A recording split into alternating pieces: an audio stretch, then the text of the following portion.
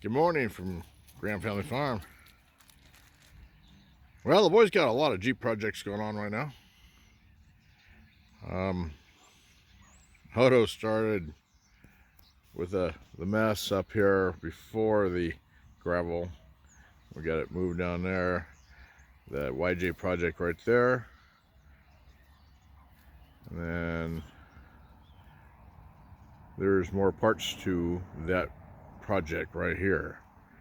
Then we got Charlie's ZJ with tranny problems. He's working on a few different things. Steering, suspension.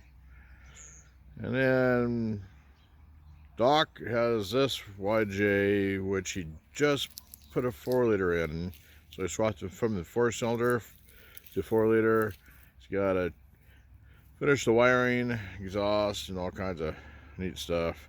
So anyway, this is what our back of our shop looks like right now. This project after project. Most of them are Jeep related. Thanks for watching. Have a good day. Oh wait, there's more. Not for sure what all this is going on or for, but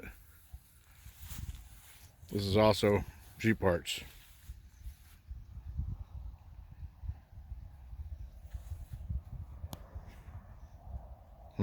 Hope they find a new home.